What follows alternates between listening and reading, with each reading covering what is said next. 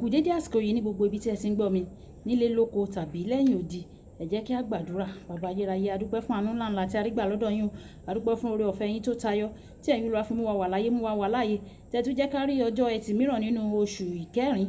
A ṣe yín lọ́ba nítorí gbogbo ohun tó jẹ́ ẹtì nínú ayé wa, nínú ẹbí wa, nínú ìdílé wa, nínú iṣẹ́ ránṣẹ́ wa ni ẹ̀yin Olúwa yóò mú kúrò lénìí ní orúkọ Jésù.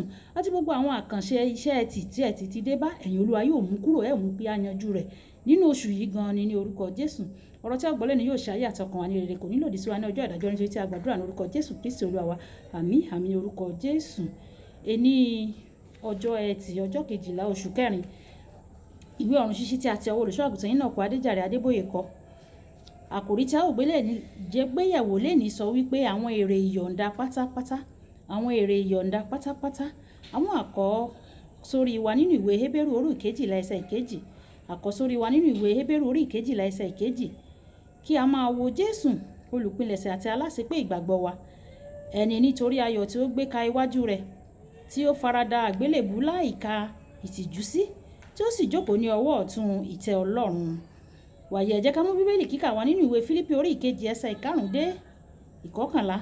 Fílípì orí 2 ẹsẹ̀ 5 dé 11 tí ó kà báyìí pé ẹ ní èrò yìí nínú yín o, èyí tí ó ti wà pẹ̀lú nínú Jésù Kristi, ẹni tí ó tilẹ̀ jẹ́ àwòrán Ọlọ́run, tí kò kà sí ìwọra láti bá Ọlọ́run dọ́gba, ṣùgbọ́n ó bọ́ ògo rẹ̀ sílẹ̀, ó sì mú àwọ̀ ìránṣẹ́, a sì ṣe ní àwòrán ènìyàn.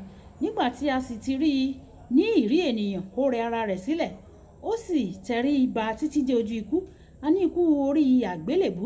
Nítorí náà Ọlọ́run pẹ̀lú sì gbé ga gidigidi, ó fi orúkọ kan fún tí ó borí gbogbo orúkọ, pé ní orúkọ Jésù ní kí gbogbo ekún kí ó máa wólẹ̀, àwọn ẹni tí ń bẹ ní ọ̀run àti àwọn ẹni tí ń bẹ ní ilẹ̀ àti àwọn ẹni tí ń bẹ ní ìsàlẹ̀ ilẹ̀, àti pé kí gbogbo ahọ́n kí ó máa jẹ́wọ́ pé Jésù Kristi ni Olúwa, fún ògo Ọlọ́run Baba.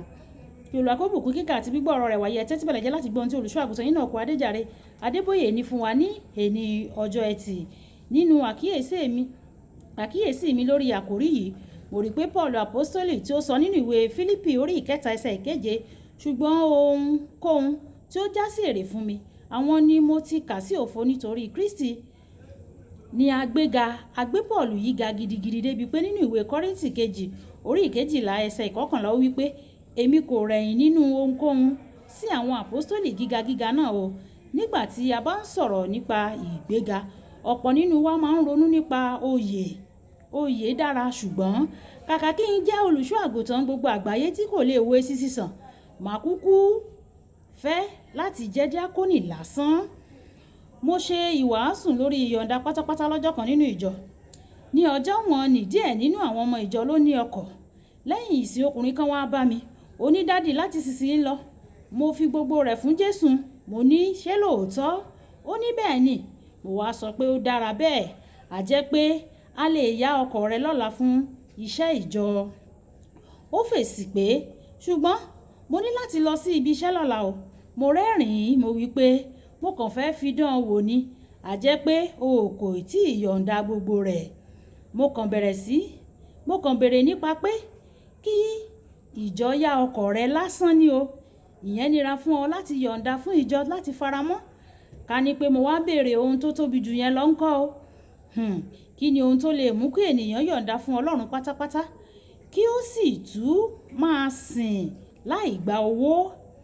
Mo ti rí ìdí rẹ̀ nínú ìwé Fílípì orí 2 ẹsẹ̀ 5, èyí tí ń ṣe Bíbélì kíkà wa fún ti òní.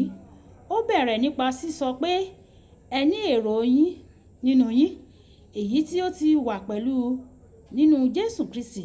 Ó tún sọ fún wa bí Jésù ṣe tóbi tó àti bí ó ṣe rẹ ara rẹ̀ sílẹ̀ títí dé ojú ikú, kódà ikú orí igi àgbélébù.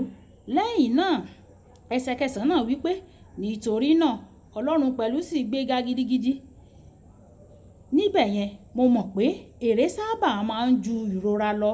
Ìwé Hébérù orí 12 ẹsẹ̀ 2 wí pé kí a máa wo Jésù olùpilẹ̀ṣẹ̀ àti aláṣepé ìgbàgbọ́ wa, ẹni nítorí ayọ̀ tí a gbé ka iwájú rẹ̀, ó sì farada àgbélébù láìka ìtìjú sí, tí ó sì jókòó ní ọwọ́ ọ̀tún ìtẹ́ Ọlọ́run.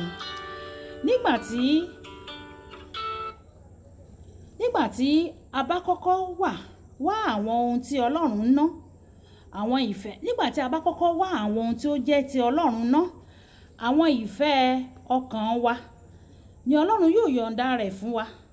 Nígbà tí a bá fi ẹ̀mí wa lélẹ̀ fún Ọlọ́run, dandan ni kí ó fi ọlá fún wa padà. Ayọ̀ ńlá dúró dè wá nígbà tí a bá yọ̀ǹda pátápátá fún Ọlọ́run. Bí a bá fi ohun gbogbo tí a fi fún un, yóò fún wa ní ọ̀pọ̀lọpọ̀ padà. Olùfẹ́, yọ̀ǹda gbogbo rẹ̀ fún Ọlọ́run, yóò sì bùkún fún ọ rékọjá òye rẹ. Àkókò àdúrà. Olúwa jọ̀wọ́ ràn mí lọ́wọ́ láti yọ̀ǹda gbogbo rẹ̀ fún ọ lónìí ní orúkọ Jésù. Baba jọ̀wọ́ ràn mí lọ́wọ́ láti yọ̀ǹda gbogbo rẹ̀ fún ọ lénìí ní orúkọ Jésù. Ẹ jẹ́ ká sọ pé bàbá mi, oore ọ̀fẹ́ láti yọ̀ǹda gbogbo rẹ̀ fún ọ láìkù kankan. Olúwa fún mi, jẹ́ kí n yọ̀ǹda gbogbo ohun tí mo ní fún ọ, kí n kọ́kọ́ máa wá ìjọba rẹ àti òdodo rẹ, kí n sì lè yọ̀ǹda gbogbo rẹ̀ fún ọ. Nítorí pé nígbà tí mo bá wá ìjọba rẹ, ohun gbogbo tó kù nìwọ yóò fi kún fún mi. Ògo ni fún orúkọ rẹ nítorí tí o ti gbọ́. Olúwabùkọ́lá Ayako ní orúkọ mi o. Nígbà tí a máa pàdé ní ọ̀la, ìpàdé wa bí oyin ó dàbọ̀.